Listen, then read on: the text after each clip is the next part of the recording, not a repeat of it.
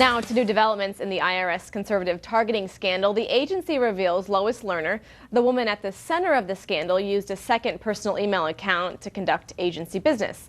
This as multiple members of the Obama administration have come under fire for using secret email accounts. The second account set up under the name Toby Miles, the name of Lerner's dog. You may remember the IRS first announced that emails were missing back in February of 2014. In June of 2014, the IRS told committee investigators Lerner's emails from January of 2009 to April of 2011 were, quote, lost. And in June of this year, government investigators said as many as 24,000 scandal-related emails were lost when 422 backup tapes were erased. So joining us now is Ohio Congressman Mike Turner, a Republican member of the House Oversight Committee, which is investigating the IRS controversy. So take notes of all that history there to bring us up to date. Sure. So the IRS admitted in federal court that there is a second email account. Now what? What does this mean? What's next? Well, this is clearly a pattern of deception. I mean, what we've had from the beginning, the administration, the president said we're going to get to the bottom of this. But he's done nothing except for, permit multiple accounts to be used in his administration and allowed additional destruction of evidence while subpoenas and investigations were going on.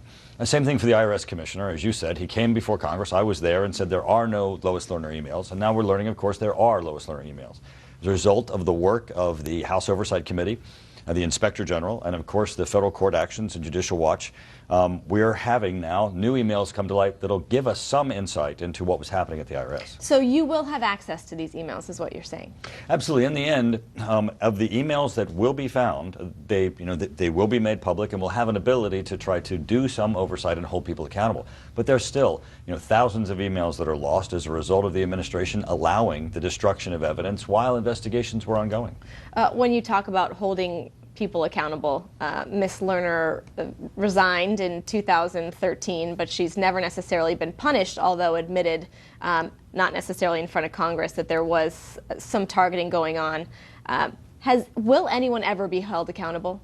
Well, I hope so, because I think these investigations will be productive. Whether it's Lois Lerner or whether it's Hillary Clinton and the two different email systems, the basic issue is that there were real violations of people's constitutional rights here with Hillary Clinton's aspect. There was the issue of Benghazi. There are real issues that need investigation because there were very extreme consequences that people need to be held accountable for. And so this is not just people having just a curious nature. This is actually, what was our government doing? How were they harming people? And how do we hold them accountable? So what's the end game here?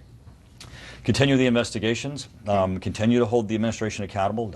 I think the forensics that are being undertaken will produce additional emails, and in that we'll be able to find out what happened. Now, I think clearly this is also a direction for the administration that they need to stop this duplicative pursuit of hidden emails, and we need to get back to where government uses government functions and government email accounts. Right, and we heard before the break, we heard from Tom Fitton of Judicial Watch saying that there is some stonewalling going on here. We've also heard him say this is disturbing, and many people would agree.